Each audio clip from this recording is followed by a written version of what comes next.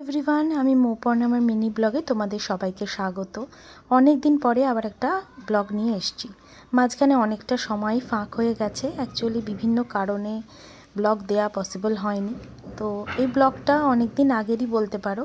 তো আমার বোনের ছেলের বার্থডে, তো সেই উপলক্ষে আমরা রেডি হয়ে বিকেলবেলা মোটামুটি বেরিয়েছিলাম এই 4:30 নাগাদ। এত রাস্তায় জ্যাম ছিল, পৌঁছতে প্রায় সন্ধে হয়ে গেছিলো 7:30। গিয়েই দেখলাম খুব সুন্দর ওর বার্থডে ডেকোরেশন হয়েছে। ওদের বার্থডে ভেন্যুটা ওদের বাড়িতেই ছিল। তো এই যে মাও এসে গেছে, মাও খানিকটা অসুস্থ, তার জন্য কিছুটা মনটা খারাপ বলতে পারো। তা যাই হোক, এই গিয়ে দেখলাম কচি কাঁচা সবগুলো মিলে প্রচণ্ড দুষ্টুমি করছে, আর এখানে সব কেক কাটিংয়ের প্রস্তুতি হচ্ছে।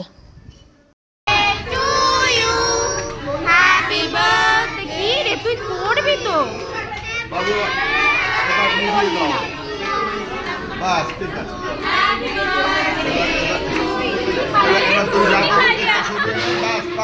কেক কাটিংয়ের পরে ছিল ম্যাজিক শো, সেগুলো দেখতে ছোট্ট ছোট্ট পুচকেগুলো বসে পড়েছে মাটিতে।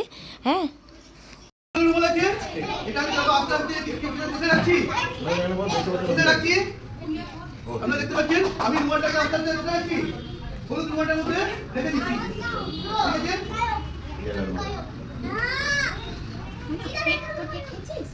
কি হলো?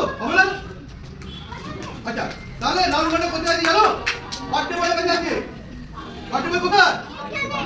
তোমার কাছে আছে? দাও। ওই এদিকে এসো। এদিকে যাও। আস্তে আস্তে যাও।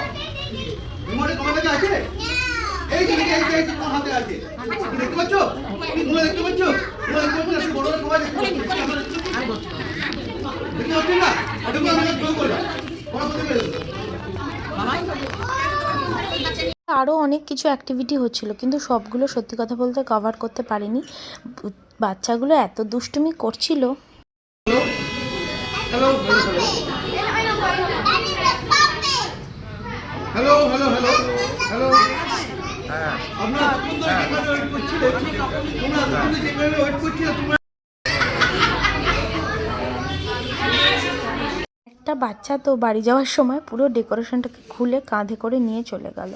যাই হোক, সবাই চলে যাওয়ার পরে আমরা এবার ডিনার করতে বসলাম। ডিনারে ছিল আজকে ফিশ ফ্রাই, চিকেন বিরিয়ানি আর মাটন চাপ। তারপরে সবার সাথে গল্পগুজব করে বেরিয়ে পড়লাম বাড়ির উদ্দেশ্যে, কারণ পরের দিন আবার মেয়েকে স্কুল ছিল, ওই জন্য বেশি লেট করতে পারলাম না।